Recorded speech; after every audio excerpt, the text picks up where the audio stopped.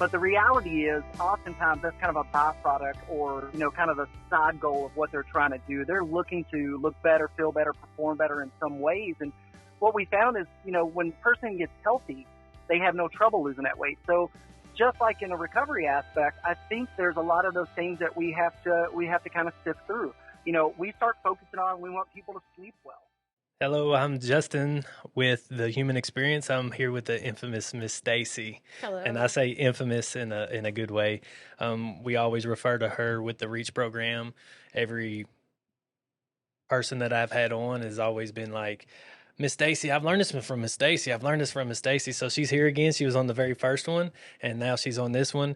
And today we're going to cover, we're going to talk to Scott with Results by Design in Middletown, located in Louisville, Kentucky, who's made some impact on Stacy's life and kind of the nutrition and the health of their experience and how that relates to maybe recovery or just in general. So bear with us. We're going to give Scott a call. He's going to be a call-in, but Results by Design, it's Scott Willson, Results by Design, and we can get that website up at some point, right, Keegan, to kind of give him a shout-out as well. We really appreciate his time, so stand by while we give him a call.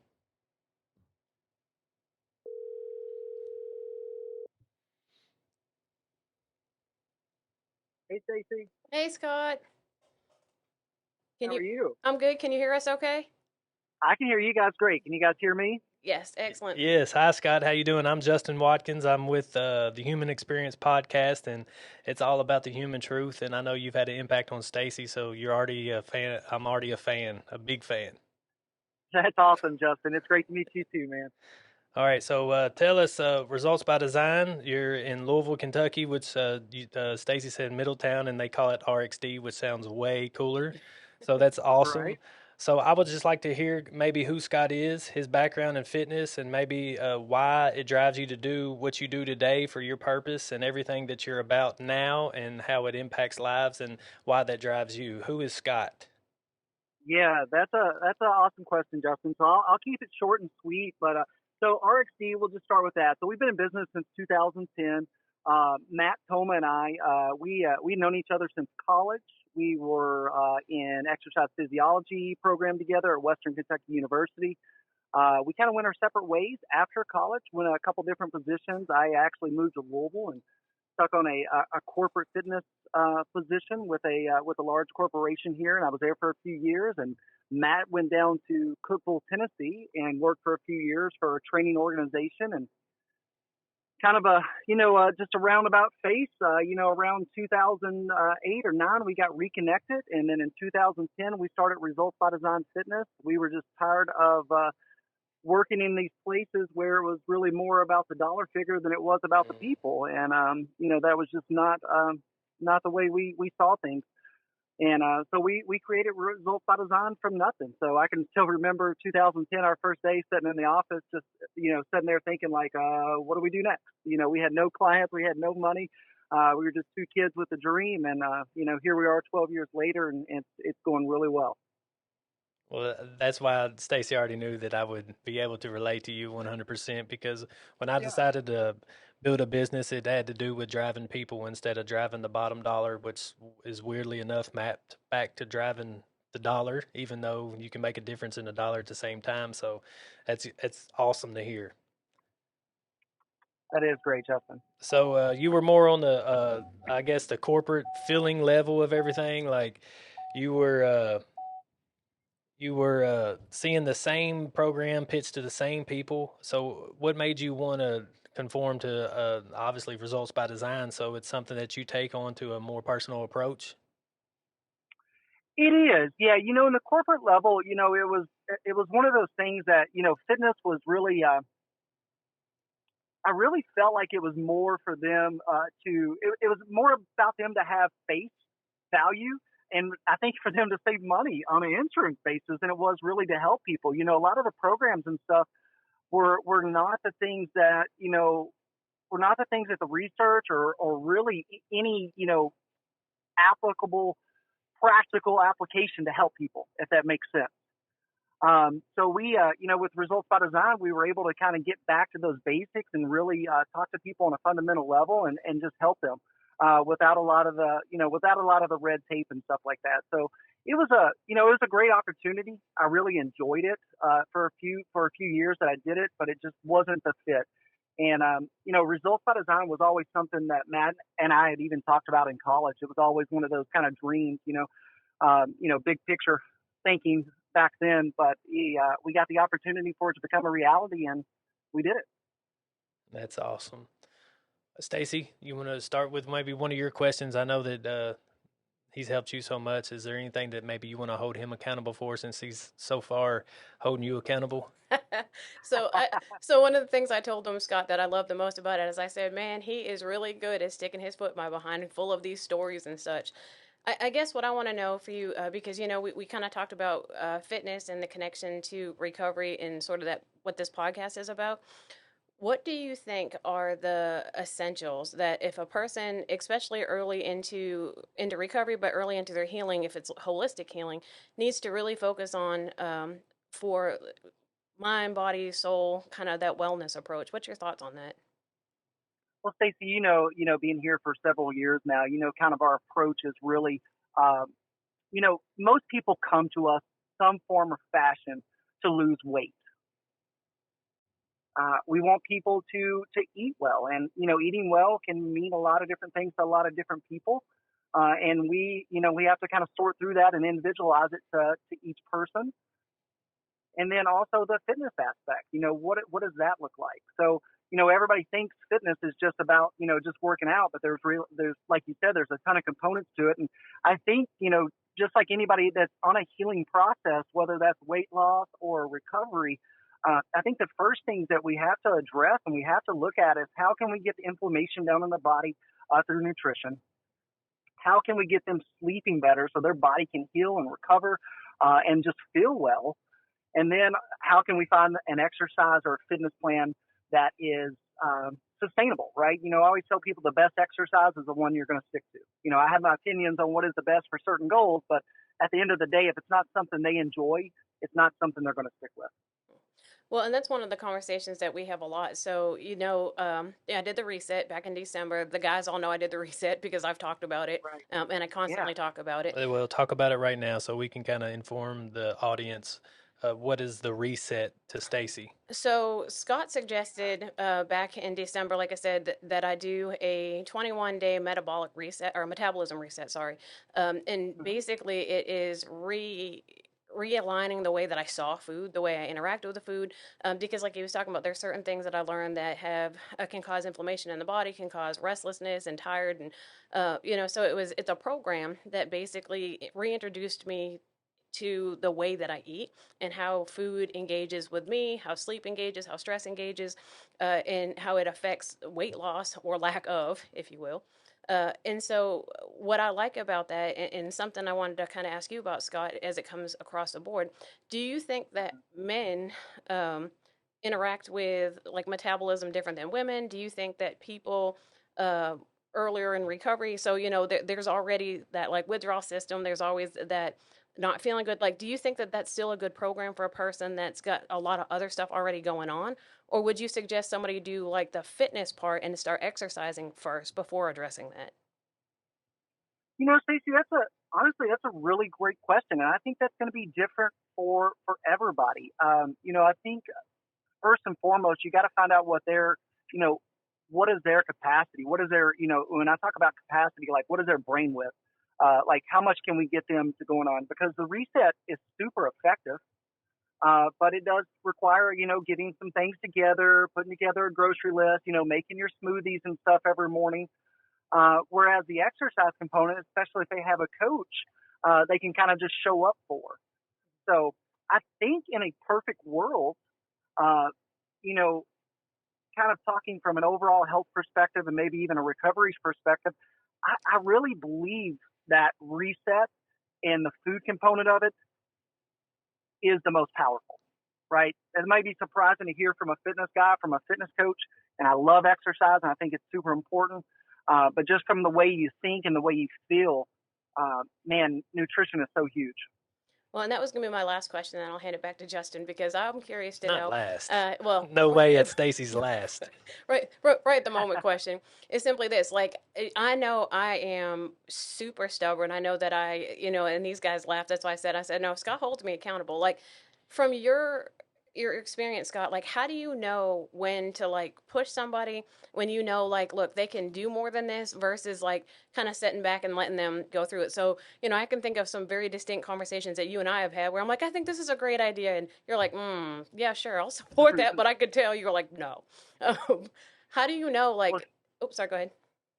Stacy, I think just like it is in your line of work and your career, I think it's really about establishing relationships and really getting to know somebody before you can kind of you know offer that advice or really interject. I want to brag on you for a minute because Stacy, I know that over the last what has it been 9 months now, almost 10 months, that you've absolutely been crushing it. But even before that, Stacy, for 2 years, I mean, you kept showing up. You kept showing up. You kept showing up. Even frustrated, you never stopped showing up. I can remember that day. Didn't you take an Uber to the gym? I'm not that rich, Scott. I thought your car broke down and you took an Uber to the gym one day or Well, one Saturday or something. There's probably like a lot of Ubers yeah. within the Reach program, Yeah. I'm sure. Right. No, but I did. Right. I went to Springfield and got my mom's car. Yeah, my engine Oh, blew up, okay. and I got my mom's car so I could make it to the gym. Yeah. Hmm. Yeah. So I think a lot of that, Stacy, is obviously being able to understand people's personalities, understanding people, but also for somebody like yourself, and I'm sure you see it a lot with your people, is that you know you were working, right? You were searching, you were doing the work. It just took a little bit for us to figure out what it was that was getting in the way of you being successful, and because I mean you never once hesitated from doing the work. And I think that's a huge part of it, right? Is the responsibility. You took it, and made it work. Yeah, I think it relates a lot to recovery and kind of what we see with newcomers too. I mean, we keep on telling them like you have to show up. Like even Mm-hmm. if it's the bare minimum for that day, we get it. You're not going to give us your best your PR every Yeah. time. You're not going to give Yeah. us the most push-ups you've ever done. Just same as recovery. Exactly. We know that you're not going to sit in that chair and absorb everything that I'm going to say. I didn't have a great day Tuesday. I don't know if you saw me, but I came off of illness and I was in Stacy's class and I was just getting through it, and that's how it is. I feel with fitness too, because in the past 60 days, I've kind of taken mine a little bit to the next level. So I do have some good, some more questions too. Um, you talked about sleeping well. What is it in your eyes, if you can name 2 or 3 things that you call sleeping well? I know I've read Sleep Smarter by Sean Stevenson, and he has Mm-hmm. a plethora of things that you should do, with the blue lights and your gut health is so important to your sleep and the hormones that Yeah. control all of it. But can you Oh speak yeah. on maybe what you believe in the most on sleep? Yeah. I mean, first, what I consider sleeping well is getting that 7.5 to 9 hours of sleep every single night. Not waking up through the night and then waking up feeling refreshed. So that's how I would define as sleeping well. Some of the most effective strategies you just kind of touched on. One is getting that gut healthy, right? We know from a neurotransmitter perspective, uh, depending on who you read, up to 90% of your serotonin is created in your gut. We know 50% of your dopamine is created in your gut. So these neurotransmitters are what allows our brain to kind of operate the way it operates. It's what gets it excited, but it's also what allows it to calm down and rest. So the gut is so important to that. So food, right, is going to be a huge component of that. Lifestyle stuff, dark rooms, like you mentioned, getting off of the electronics, and I know they talk about blue light, but, really all electronics. So TVs, cell phones are so bad, and I'm bad about that as well. So, and it's, pot kettle, so to speak. But getting off those electronics, getting into some low light situations before bed. And then the other thing that I found that's really one of the most effective things is magnesium. Mm-hmm. We're so depleted as a society in these minerals, and magnesium especially is super good for allowing our body to calm down and relax. It's one of the best things I've seen for improving quality of your sleep, not necessarily the quantity, but the quality of your sleep. Now, is that a topical application, or is that something that you try to get through leafy greens, or what is that for magnesium? Typically, so when we're, obviously leafy greens is a great place to get that. You can do a topical lotion, but when we're talking about a deficiency, which a lot of us have, we're usually going to start off with some supplement form, usually in a capsule or a tablet type form, just to get the amount that we need. So we suggest anywhere from, 3 to 500 milligrams, depending on person and weight and all that stuff, and making sure that's in a good form as well. Magnesium glycinate specifically is really good for resting. Like you mentioned, leafy greens is a great place to get that, but it's hard to, it's hard to fill up a swimming pool with a water hose, right? Gotcha. So that would be the equivalent of, you'd have to eat 10 pounds of leafy greens to get the, the amount of magnesium you may need to restore that deficiency. 10 pounds of leafy greens, and I'll still be hungry. That's very possible. Yeah. Right. Okay, that's great, because it gets me to my next question that I have here. Supplements. Can you talk about some of the supplements? I have one in particular, but my wife and I have gone back and forth. She's not big on the extra protein because she doesn't understand it. Should you only be taking protein if you are doing some strength training, or should you be taking protein just because we're deficient in it in our foods? Are we getting enough in our foods if we choose to eat whole foods or natural foods? What does that look like to you? So protein is seriously probably the most important nutrient that we can consume. It's used in so much in our body, from our immune system to our gut health to our muscle, which is important for longevity and, just being active. So I think adequate protein is necessary for everybody. Now, adequate can be debated. What we have seen best in practice, and again, this is not, not individual advice or anything, but typically what we like to see is around 1 gram of protein per lean body mass as a starting point. With that said, exercise does increase or can increase your need for protein. But other, nutritional strategies can increase or decrease your need for protein. So it has to, your nutrition has to match your lifestyle as well as your training. And what I mean by that is that somebody that's a little bit higher carbohydrate may not need as much protein versus somebody that's eating lower carbohydrate and needs that protein to kind of leverage some of the functions of the body. So yes, I think everybody could benefit from adequate protein. Now, getting that from whole food is probably the superior way. With that said, there's a difference in optimal and reality, especially with modern conveniences and stuff. As long as you're drinking and consuming a good quality protein shake, totally fine with you getting a protein shake in on a daily basis. Even for people not working out, I would suggest it, because it's so good at stabilizing your blood sugar. It's so good at helping you feel satiated and full. Like you mentioned, after eating all those leafy greens, you're still hungry. Well, protein is that nutrient that really helps us stay satiated. Yes. Do you have a thought, Scott, on a way? So one of the struggles that we have, I guess, in our program is, and I kind of mentioned this to you before, but, there's a bit of a financial struggle. A lot of our folks struggle with being able to kind of eat well and have good nutrition for themselves and for their kids, just because there's a financial limitation. Any thoughts on a way that somebody might be able to do that, maybe on a budget? Because Stacey, good protein is not cheap. It is not. It is not. And guys, that's a really tough question. And it goes back to, kind of what I just mentioned about optimal versus reality, right? We have to, there's going to be economical constraints to a lot of this stuff, and we have to understand that. But I think some of the strategies that I would suggest, tuna fish is a great way to get in some good protein for not a lot. Of course, eggs, lunch meat, preferably stuff that doesn't have any nitrates or nitrites in it, are great ways to get in relatively low-cost protein. All your meats, your beef, your chicken, and stuff like that, yes, I would prefer them to be organic and grass-fed and all that stuff, but it's still more important to get that stuff in than not get it in. So, you may have to do a concession, there. So I don't know if that answers your question, Stacy, exactly what you're looking for. Some other strategies, though, would be like looking for local farms, starting a little container garden in your backyard.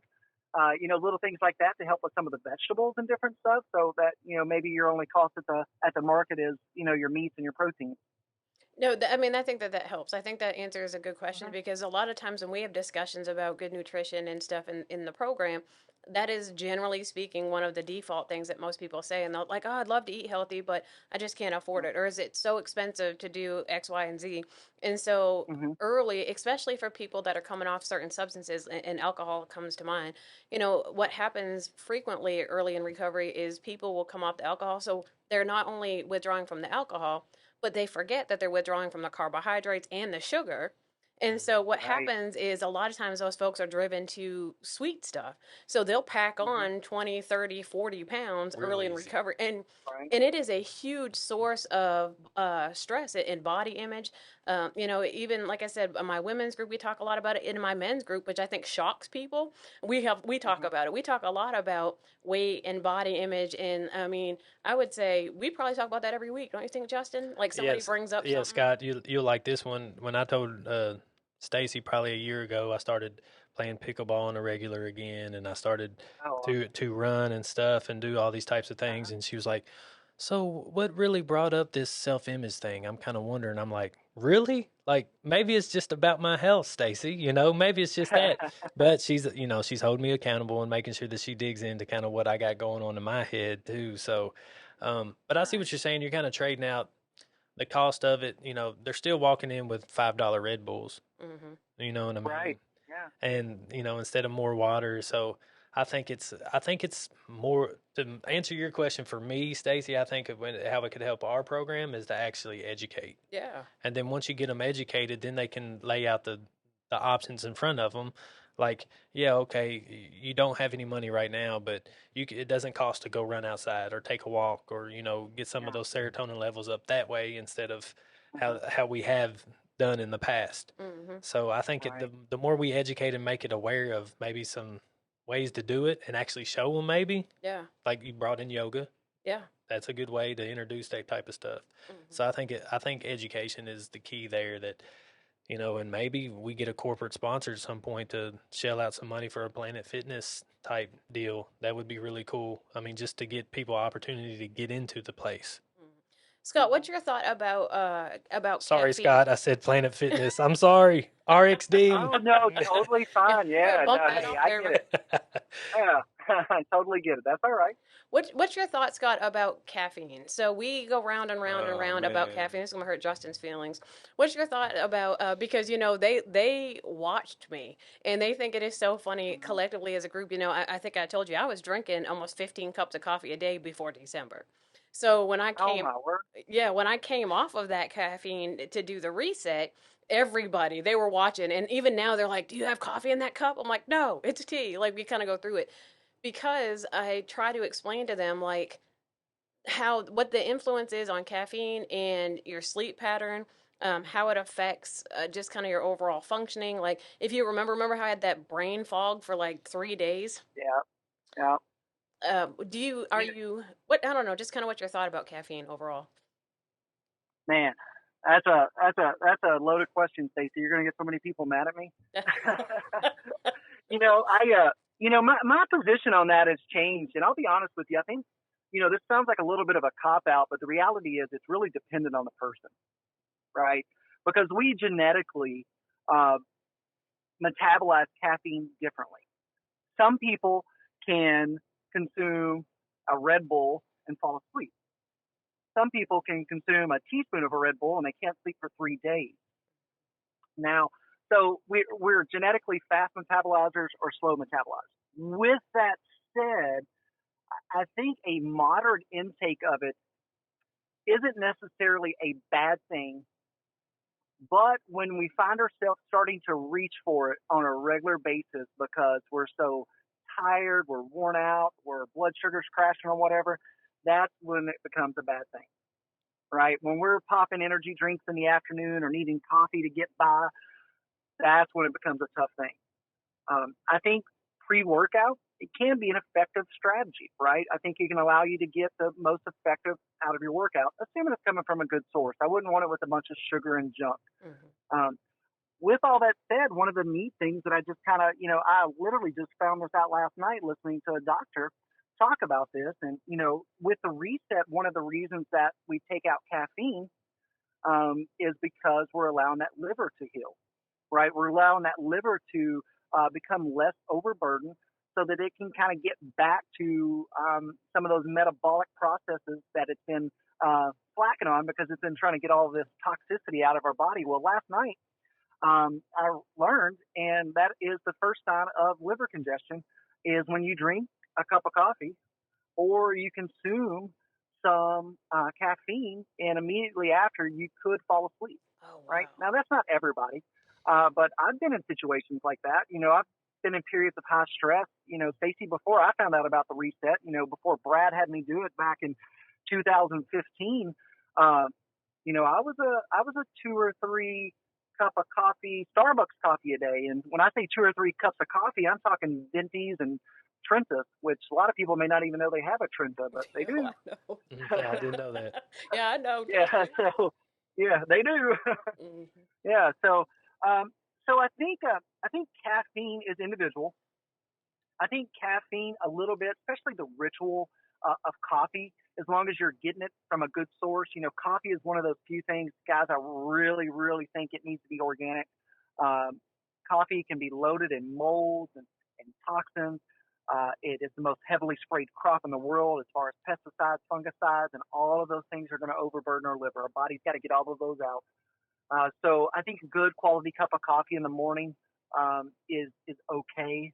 But when we get to the point where we're having to consume multiple energy drinks a day or multiple cups of coffee just to, feel like we're not tired, that's when caffeine can become a problem. Okay, so how do I not crash then? Everybody's going to ask that. Well, I can't help it. I'm tired at 2 o'clock because that's what 5-hour energy is banked on, right? That 2 o'clock feeling. Right. And it's got to do with what? There's something else missing, right? It might be a deficiency in vitamin D. It might be a deficiency in B12. How do we know? How do we So get... that's, go ahead. Sorry, Justin. No, you're good. Go ahead. That's most likely, my friend. That's most likely a blood sugar disruption, blood sugar dysregulation. That 2 or 3 o'clock, depending on who you talk to, can be blood sugar or some adrenal insufficiency, and that's going to be a body that is really stressed out, that is really fatigued, that is not getting good rest. That is a body that needs to, as you guys talk about, that's a body that needs to heal. That is a person that would really, really, truly benefit from the metabolic reset. That's me. Yeah. That's me. Yeah. Yeah. Yeah. You coming off that caffeine for those 21 days, and I would be willing to bet, it's probably going to take 10 to 12 days, but around that 2-week point, that 2 or 3 o'clock in the afternoon feeling is going to be gone. Mhm. And, for me, I think I just told Stacy this last week, the way I know when I need to do a reset again is when I have that feeling or the feeling when I get home in the afternoon and I'm so tired I don't want to play with my kids. Like all I can think about is laying down for a nap. That's when I know my body is beyond its ability to adapt to stress. Well, and that raises another good question for me, Scott, because we talk a whole lot about stress. So if you don't care to speak to this, and it's just because they hear me, they hear Justin, they anybody that's watching this. So you run a business, you have a lot of other things going on the side.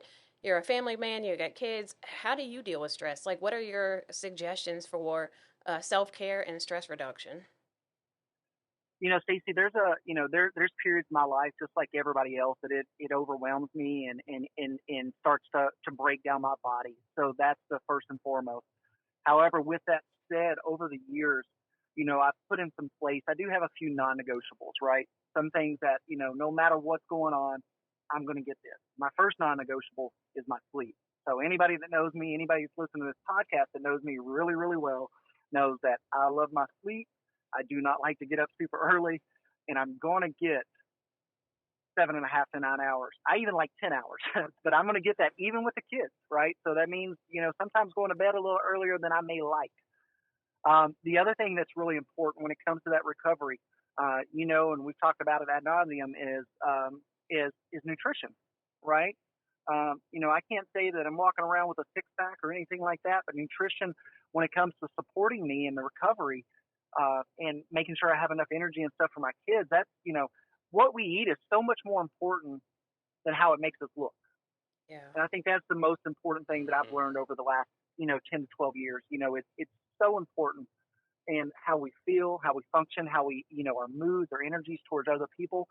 So, my protein goal, Stacy, I know we've talked about that a ton. That's a non-negotiable. I hit my protein goal every single day, even on the weekends, when I may go to Blaze and have a pizza, right? Or even on the weekends when I may eat Chick-fil-A with my kids, I still make sure I get my protein in that day. I still make sure I get my sleep. All right. So those are my two non-negotiables. Throughout the year, I'll definitely, I'll throw in a reset or a detox, and the detox is real similar to the reset, same concept. I will, I may adjust my training or my training schedule depending on how I'm feeling.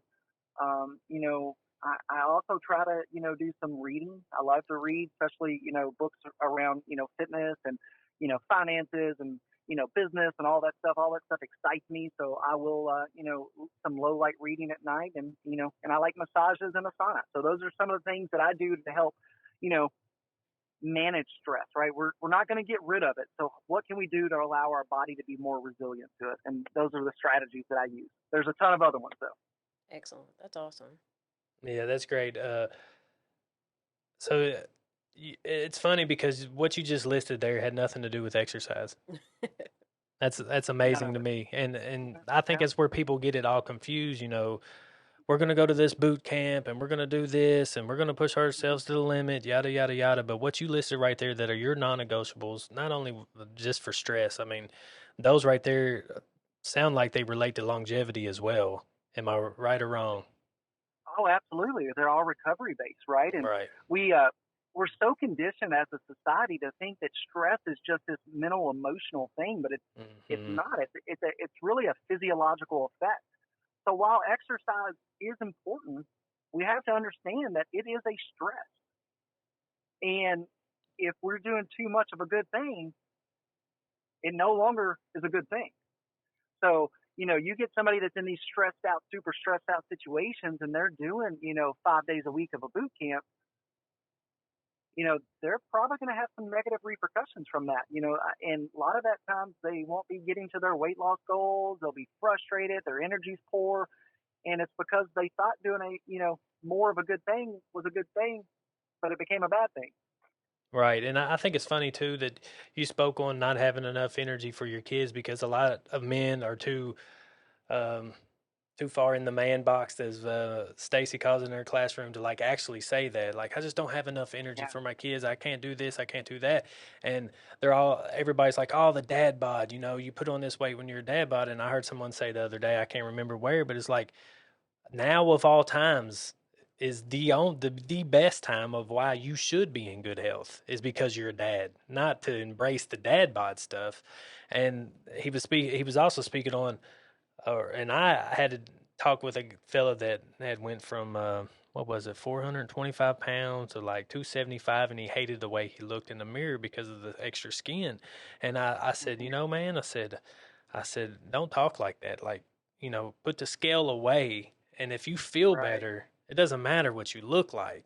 Like, I know it's hard for me to say that because I wasn't in his situation, but overall, if Justin feels better, then I know that I'm doing something right. Just like every time when I go, like I do the human experience here and I have a human truth and I sit down and hear somebody else's story, I get something out of it. It's the same way. Like, if I'm starting to feel better, like every single morning, like this morning I woke up out of bed like ready to go and I couldn't believe it. Like I think it was coming off a little illness or something, but I mean, it just felt so great to feel like that. And I remember when I didn't feel like it, even when I was working out, when I was running half marathon, when I was training for it did not feel like that.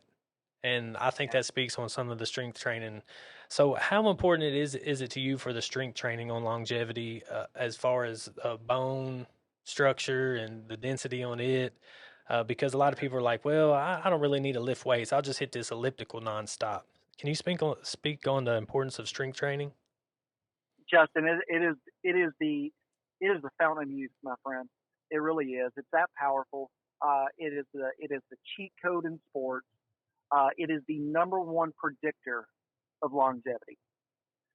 Strength is when we talk about strength training, our whole purpose of it is to stimulate and create muscle, right? Muscle is the only metabolically active tissue in the human body. Most of our clients are coming to us for some form or fashion of weight loss. So how can we how can we make sure that their body's burning those extra calories, that extra fat when they're not with us, right? Coming in and doing some cardio is not a bad thing, but not everybody has unlimited amounts of time. So how can I boost their metabolism and the enzymatic activity so that they're burning fat at an expedited rate for the next, 24 to 48 hours? And that's strength training. How can I ensure that a new grandma can, or grandpa for that matter, can pick up their grandbabies, right? They need to be strong. And strength is, if there was a rope ladder of all the physiological characteristics, and you can imagine this, so like, at the bottom rung, there's cardiovascular fitness, and I'm not saying that's the least important. And then there's flexibility. And then on top of that ladder, that rope ladder is strength. Well, every time you improve your strength, all of those other physiological characteristics come up under it. Because if you pull from the top of a rope ladder, everything else pulls up as well. And, that you look at the research, and it is the greatest predictor of longevity. Yeah, I think it really shoots your where you're going, as far as where you start from, even if you start late in life. And can you speak on that? Because you talked about picking up your grandchildren, and I think about this a lot too. And I have a great guy that I work out with, and I'm so lucky to be a part of this little group. And but he does a lot of the kettlebells and stuff. But can you speak on the stuff that's maybe not just laying down, pressing a bar off your chest, right? I mean, there's different ways to this movement that maybe structures beside the movement of picking up a kid and switching weight and that type of stuff. Is that within your program? 100%. That's exactly what we do. The kind of term that took the industry by storm probably 10 years ago was what was called functional training. And I still like that term, but it's kind of it's like a lot of things in our industry. I think people take it too far.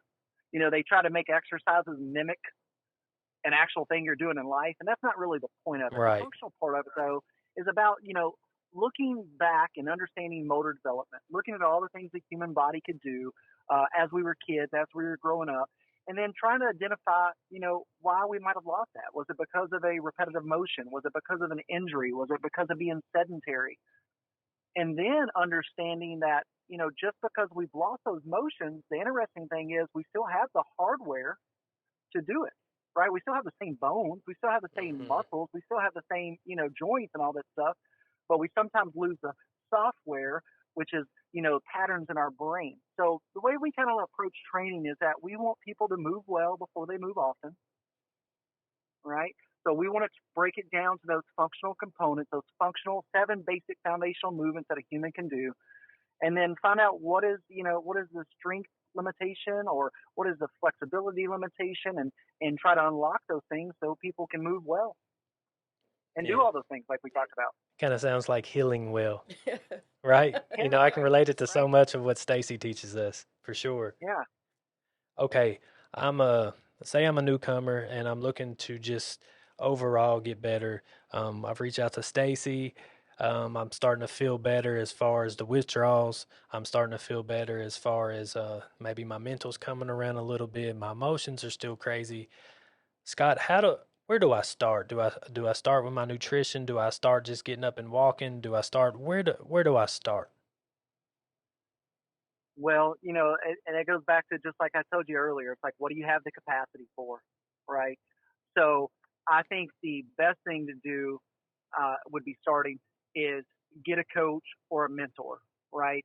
You want to have somebody that's been there, done that, and more importantly, still doing it. Somebody like a Stacy in y'all's line of work. Basically a sponsor. Yeah. You need a fitness sponsor. Exactly. I think that's a great term for it. So that would be my first step, right? Walking is absolutely the single best thing you can do to reduce stress hormones. Single best thing you can do, especially walking outdoors. So get outside and walk. The old adage of 10,000 steps a day. That sounds too simple. Yeah, right? Yeah. There's nothing magical about 10,000 steps a day, but it's a good way to push people. So get out there and walk, 30 minutes a day, 10,000 steps a day, whatever is easy for you to track and hold yourself accountable to. Nutrition, start with, start with the things that you can. You mentioned getting in extra water instead of Red Bulls, right?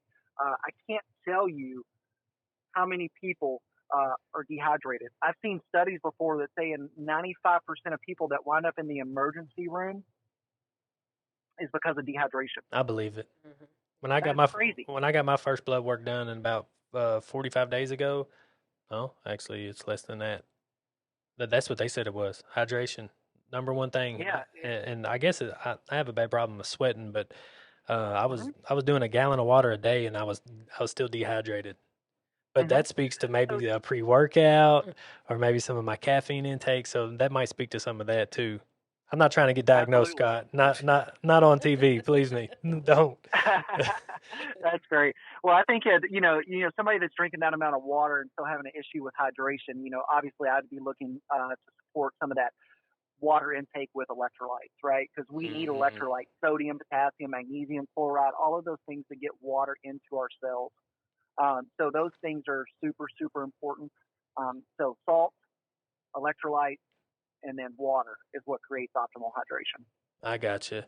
So now that I have now that I'm walking and I'm able to look at my nutrition, and maybe I'm just cutting out fast food for a month, so that's somewhere to start, right? I have my capacity down. Now, do I seek out a doctor's blood work? I mean, what do I need to look for in blood work? It's dependent on what your goals are, right? So obviously, blood chemistry is so important, especially if you got a great doctor that can look at that and understand that, we don't want to just be in range. We want to be optimal. I always tease people sometimes a lot of that stuff on blood work is, sadly, the people that go to the doctor are usually people that are sick. Right. Right. So a lot of those reference ranges are based off people that are going to the doctor, and we don't necessarily want to be there. We want to be optimal. So understanding and figuring out what that is. So a great doctor is going to be somebody that can help you with that. Obviously, there's a lot of good resources all over line and stuff like that to kind of seek out and understand those things. So blood chemistry is really important, though. I mean, just from a preventative standpoint, right? Doing that annually just to make sure nothing's rearing its head that you're not aware of. Yeah, I think it's crazy that we make sure that we change our oil every three to 5,000 miles, and we pop the hood and make sure that we have enough oil, and this has stuff on our cars, but we don't even take enough blood work throughout the year to even care, which blows my mind. What a great analogy, and oh so true. That is yeah, that's a very true statement. Well, Stacy, I'm sorry to take off your questions, but I told you I was going to have a ton, and I know Scott's got to run, and we really appreciate his time. Is there anything else you want to add towards the recovery side or towards your experience? Maybe just one more question for you, Scott. If you could, Sure. because you'll have an audience, you'll have a captive audience that will listen to this. We've been doing pretty well with this podcast and having folks pay attention. So with a captive audience, what would you like to leave them with? If you could walk out of here with, look, I put what I think is the most absolute important thing for them to get from this podcast out there, what would it be? Well, I think the most important thing, Stacy, is kind of how you started and how you talk about, understanding that living and living well is a multifactorial thing, right? I'm a fitness guy, but fitness isn't all that we do, especially here at Results by Design. It's looking at the whole person, trying to get them to live their best life. And we always tease and talk about, we can't control how long we're here on this earth, but we can control how well we feel while we're here. Yeah. And two big things have stuck out to me that in my journey, even in conversations, that idea that we need to have non-negotiables has always stuck out with me. Yeah, I need to do that. Yeah, that's something that Scott told me a long time ago, and it stuck. Like, it just, I did a whole year of just showing up because that was a non-negotiable. Like, I still ate like crap. I still did whatever. But one of your non-negotiables was showing up. Yeah, but I showed up 3 times a week. Even when I moved out here, so I drive a 45 minutes to them. That's a whole class on its own. You know that, right? Yeah. Labeling your non-negotiables. Oh, yeah. Yeah. That's a really good class for for the future. I think it's a great thing. So that stuck out to me where it was like, look, you need to establish a few things that you're not willing to give up on. So that was real important. And I think the other side to it was saying that the gym, like going to the gym and being a part of that fitness, is only a piece of the puzzle. Like, that there's a lot of people who who got to that fitness level because of other, or lack of fitness, I guess, because of other stuff that was going on outside of here, and that the gym is not a solve all for everything. Right. That I think people thought I could just, at least I did, oh, well, I'll just start going to the gym and the weight will just fall off. Yeah, it definitely did not do that. Yeah, right. No. Definitely, my relationship with food exposed itself. The dishonesty I had in my own thinking exposed itself. Like all of that stuff over the last 2 years has exposed itself. And at some point, you have to look in the mirror and be like, oh, well, this is me versus me, because no matter what I say to Scott or Justin or whoever, like, I live with the I'm the one repercussions of still my decision. circling the McDonald's parking lot, wondering if I'm gonna pull in a drive-through. Yeah. I had to call Scotty and tell him that one day. Yeah. It was embarrassing. Yeah.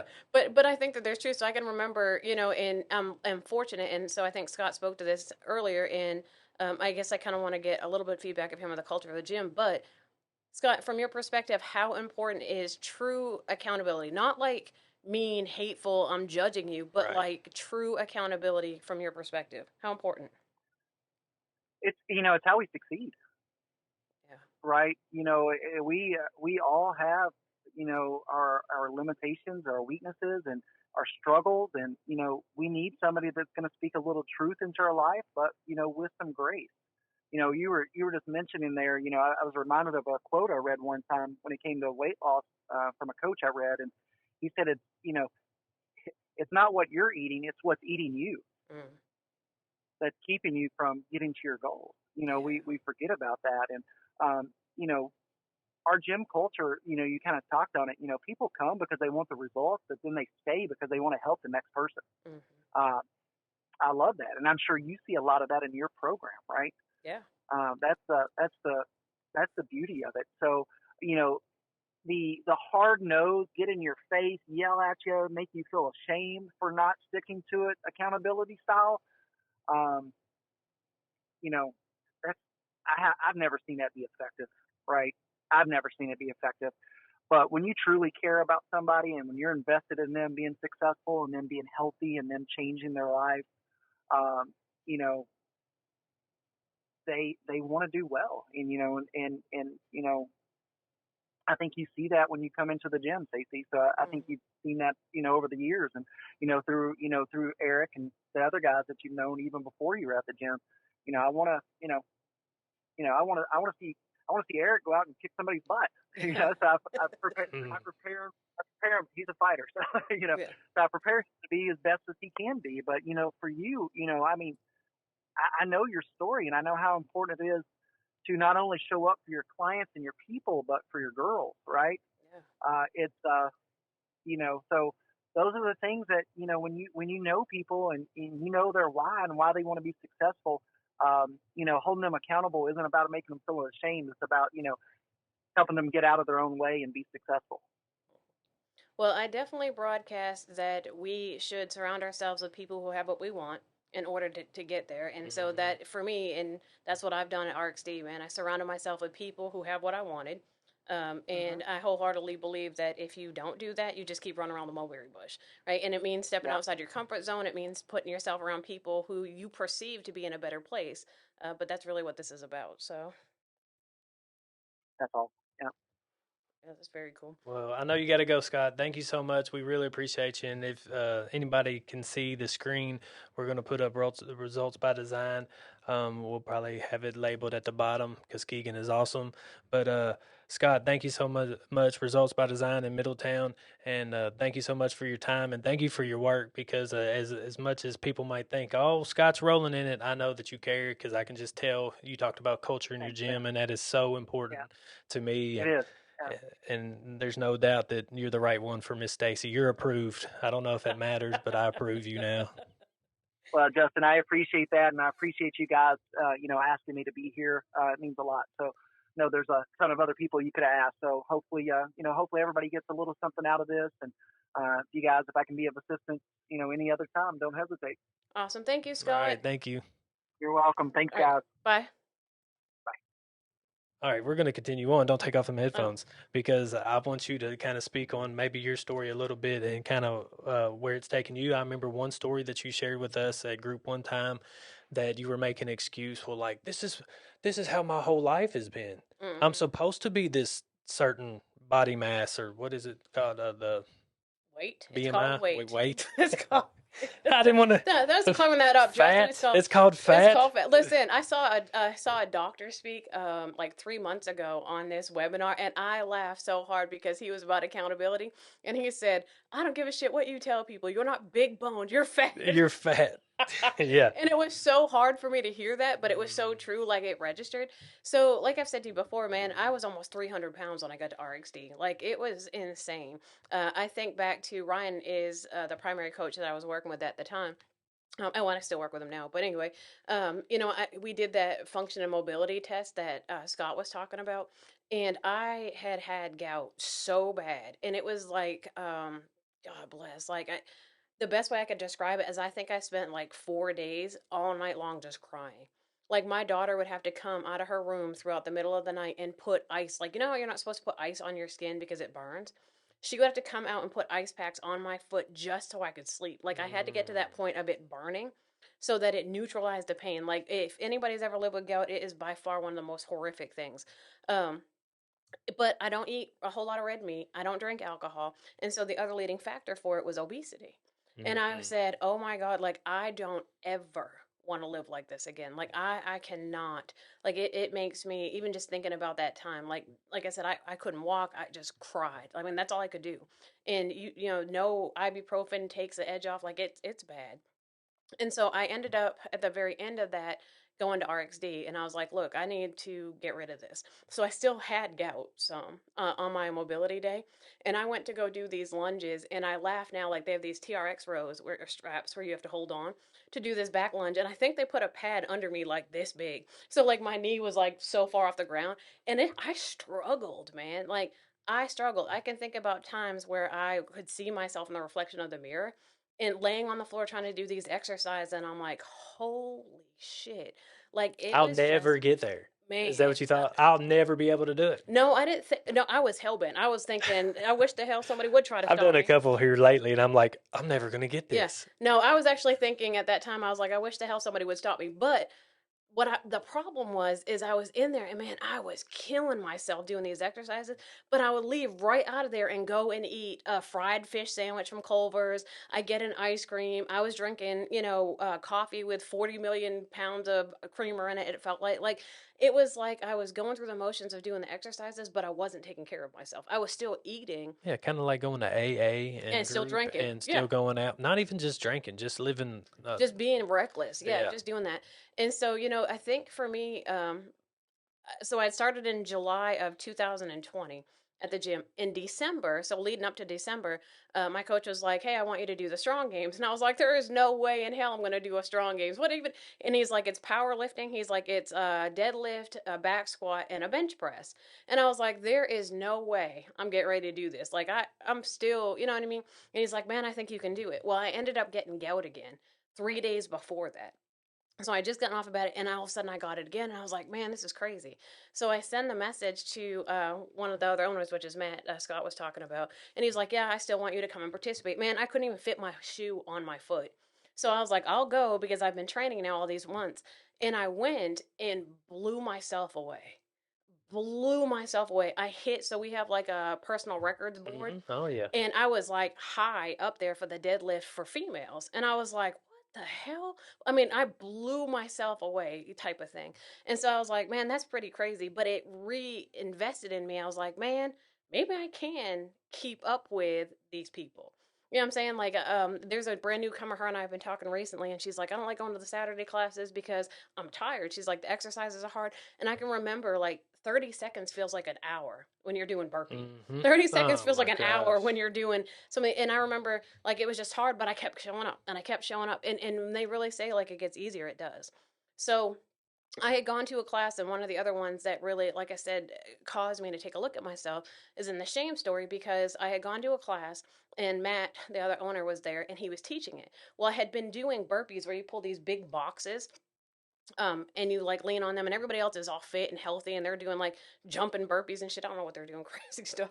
But I had this box and I kept pulling myself out of the crowd, and I would go to the box and like be away from everybody else. So, and it was such a shame thing because I'm way bigger. I mean, Oh no, to me, you're getting a couple breaths on the way over, like, oh, thank God I got a break. right. So that was my excuse. Like I'm thinking, Right. God, but in reality, man, it was a shame shit show because I did not want these people to see me in all my bounce and glory. Like I was just like, oh my God, and I just can't. I can't keep up. And so I went to go pull, and he was like, "Oh no, if you're gonna do it, you're doing it," and pulls the box to the circle, and I'm like, "Oh my God," and I was flushed with it, dude. Like that shame washed over me, and I was like, "Man, screw it. Like I'm already here. I'm gonna have to do it." And as weird as that sound, that broke me from caring what other people thought. Like at that point, I was like, man, it's kind of like we've said before, like it's the newcomer that comes into the recovery rooms who doesn't want to share because they're scared that if they share, that everybody else in the room is going to judge them. It was kind of that But feeling. then somebody like Daniel stands up and shares his story, and you're like, Oh, okay, the yeah. walls are down. Mm-hmm. Yeah. And so what I didn't know then is, there's this concept of skinny fat, right, is what I'm learning. Like just because people look well doesn't mean that they're healthy. Right. And so what I started to figure out was like being in the rooms, being in recovery, like I'm very open about, what we talk about in the program. I'm very open about. And so we started talking about like the shame story. And then all these other women started talking about their shame story with body image. And all of them, like, I'm over here almost 300 pounds, and I got somebody that's 150 pounds who's like, I can't stand to look at myself in the mirror. Unbelievable. I'm so fat. And I'm like, what the like, really? Right. Like, it. And then people start to talk about that, and you're like, wow. Like, so as I'm full of shame on my box, they're full of shame doing the same thing. You know what I mean? Does that make sense? Yes. And I was like, damn. So I think that those two things combined, having that the strong games, like that initial holy shit moment, combined with like that whole like shame story walkthrough breakthrough, really put me in this path. And then, like Scott said, I had a lot of frustrations of not losing the weight and struggling. We did the reset, and the reset changed everything. What about the story where you were telling him, well, my whole family has been like this. Oh, yeah. I want to hear that part. Yeah, so that was a story I had with Ryan, and because I had said to him at one point, I was like, man, because we were talking nutrition all the time, and finally I was like, man, I said, Ryan, like, dude, my whole family is carb based. Like my whole family, we don't do portions, we do like troughs of food. Like that's how we roll. I was like, dude, my whole family, and he was like, would you tell your clients that? And I was like, what do you mean? And he's like, would you tell your clients, oh, well, your whole family drinks, your whole family gets high, so I guess you're screwed. And I'm like, no. And then it hits me like, damn. Yeah. I always thought that was a great story because, I mean, just because your family dynamic's been that way for years doesn't mean that you can't change the cycle. Right. And change the cycle for my kids. So my girls are very actively involved. You know what I mean? They'll come to the gym with me and they don't necessarily always participate, but like they're present. You know what I mean? And they want to go out and do different things. Yeah. And they see me changing, and I cook different at home and I eat different at home. And I mean, like they're watching me make these commitments. Like, they'll support, like, and I don't cheat. Like I am 100% dedicated to this life pattern and the way I'm doing things because I want to see something different.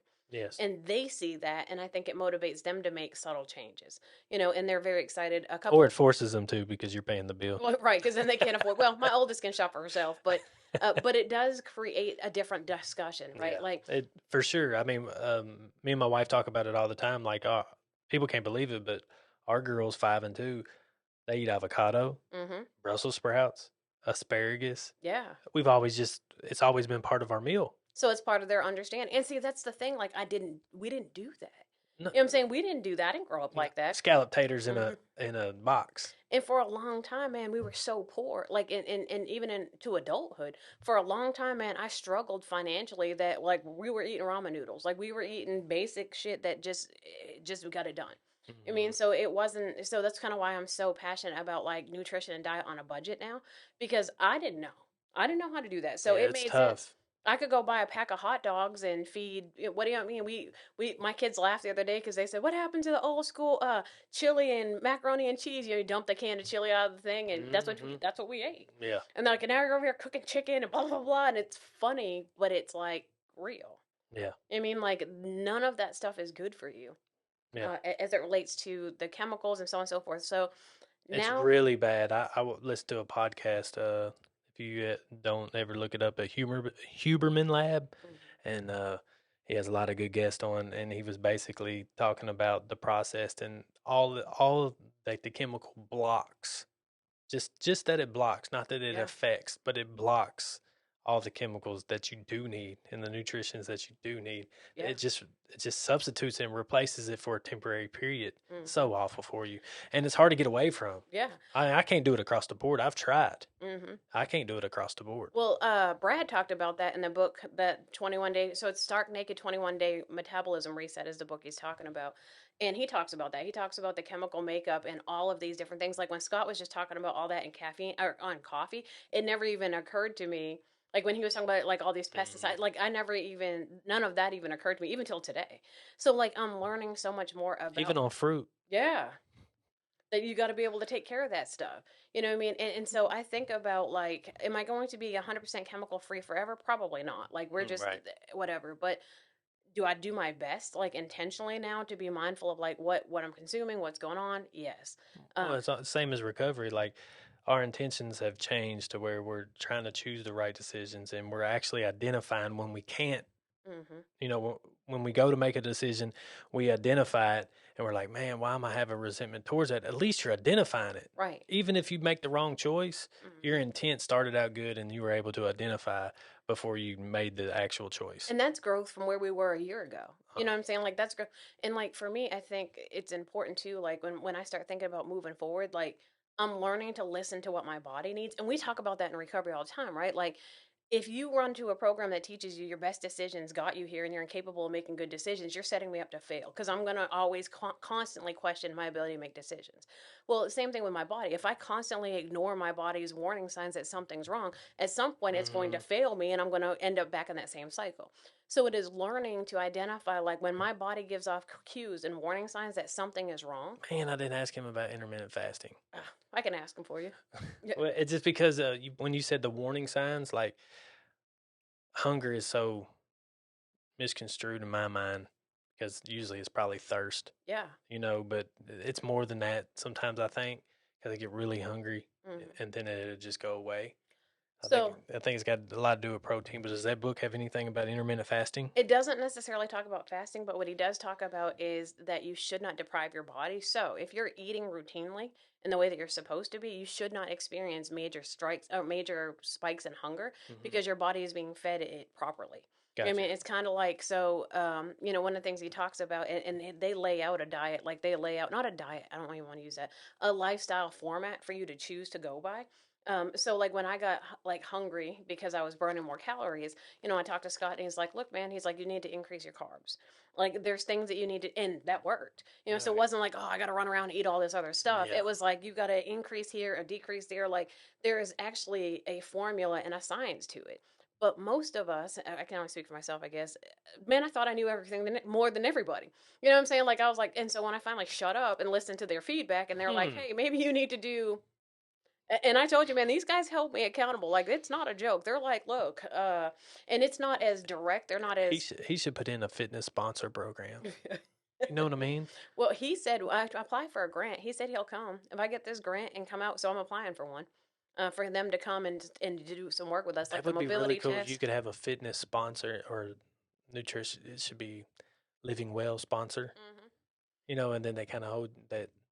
Yeah. It's like somebody that's been through it, that has lost some weight, that has done the things right and has changed their life, and teach the next person, teach the next person, teach Which the next is why person. I'm so vocal for. I mean, you guys were there with me through most of it. Yeah. You know what I'm saying? Most of you guys, you know, I went from, I mean, not necessarily from the beginning of the gym, but like in December when I started that reset, man, I couldn't say enough about it because I was blown away. Yeah. You know, at how those things all I got to try it, I guess. I got to try it. We're starting again September 1st, tomorrow.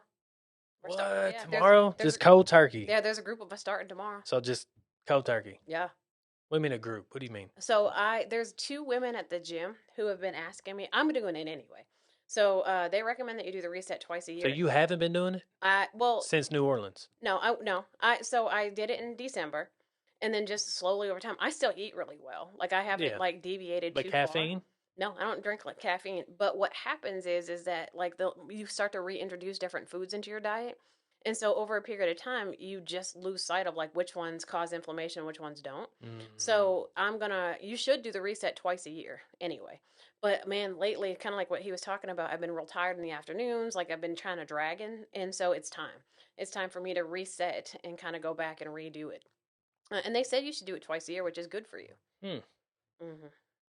So we're starting tomorrow, Justin. September 1st is that's kind of early. I don't know. There's two.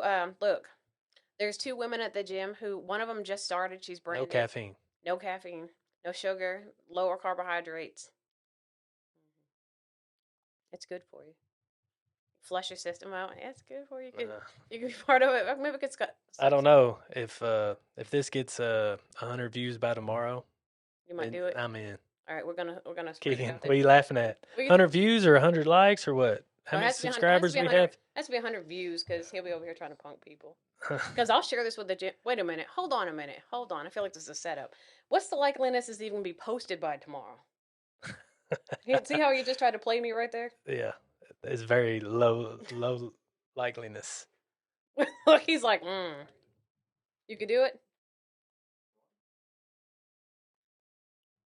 Is this an accountability? What do you think about that? Justin is regretting his statement now. Look at his face. Anytime tomorrow, so like if it gets posted and it gets 100 views. I don't know. Let me think about it. All right, how about this? If it gets posted by tomorrow and it goes through to 100 views, you can start Friday. Deal. That way you'll have some time to, because it's not as easy as just being like, all right, we'll do it tomorrow. And I can just stop cold turkey. Like my pre-workout mix has a lot of caffeine in it. So it's good caffeine. Right. It's a good pre-workout mix. But it's caffeine, like straight up gone. So yes, it's gone. So I know. How many days of withdrawal is that? For me, I didn't start withdrawing until like the third day. And then it was probably days 3 through 6 suck the most. Like they're the hardest ones. I mean, I'm talking about like my mind was foggy and stuff. I'd stand up and teach class. I'm like, feel like an idiot. Scott was laughing at me one time. I can remember one specific time during that 3-day. I went to go take some weights off of the deadlift, like off the bar, and I could not get these weights off. Like I was sitting there dry, and he comes over and he's like, I'm gonna help you. Like I was so just disconnected. Like, but the cool part about it, what do I got going on the next 3 to 6 days? Like, who am I gonna kill people? It was rough. So my next podcast is gonna be me sitting here in front of the microphone like just angry. Yeah. I hate the reset and I hate everybody. No, I mean it wasn't bad. Truthfully, like man, you start to feel good. Like it blows my mind at how quickly in the book he gives you a shake to make that actually helps fight the headaches. And so like there's some things that they do to combat the withdrawal symptoms, and I can do it. I believe it. 100 views first. Yeah.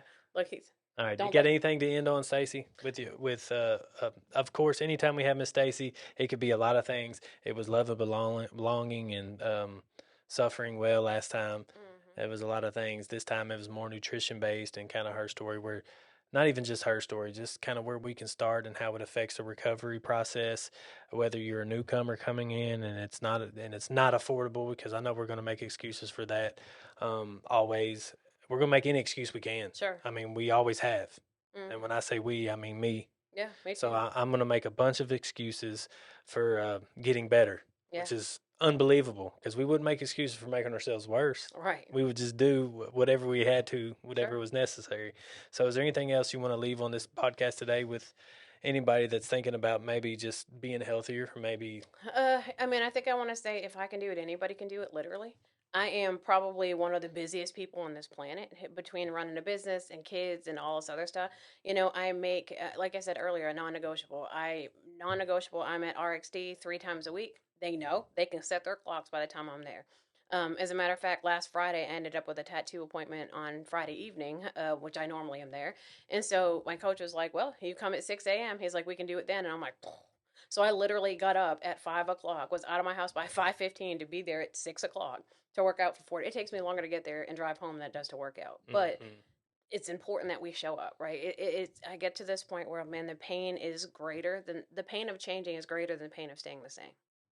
Pain of staying the same is greater than the pain of changing. Right. Get that backwards. Yeah. But man, like, I think that's it. Like, we're all reaching this point. If you don't take care of you, nobody will. And you're going to be the only person that suffers the consequences. You know, I look at the people. Because the government's not going to do it. No, they don't give a shit how fat you are if you can't move and whatever. Actually, they want that. Yeah. They want you to spend more money on prescriptions and that medicine that never makes us feel better in the long end and is not for our longevity. Yeah, and they talk about cost. You know, does it cost to go to the gym? Yes. Does it cost to eat well? Yes. Is it equal to the cost it would cause me, or the cost of, you know, losing out on work and not being able to walk, or being laid up because I have to have a surgery, or blood pressure medication. You know, I tell people all the time, my health insurance is my gym membership. Right? That I don't pay for health insurance. I go to the gym. I'm taking care of myself. Yep. So, but that's it. All right, that's it. Miss Stacy, thank you as always. Very grateful to have you in my life, I know, I but appreciate it. more grateful to have you here today at the Human Experience, the Human Truth, nutrition. It sounds like gut health. It sounds like sleep. It sounds like just starting somewhere Yeah, at stress reduction. some kind of capacity with stress reduction, some kind of capacity that whatever you can do at that moment, and then build from there. And again, a sponsor or somebody that a support system is huge. So be careful who you surround yourself with, no matter whether it's health or recovery. But I know that you are not alone, because there's plenty of human experiences out there, and this is the human experience. Thank you.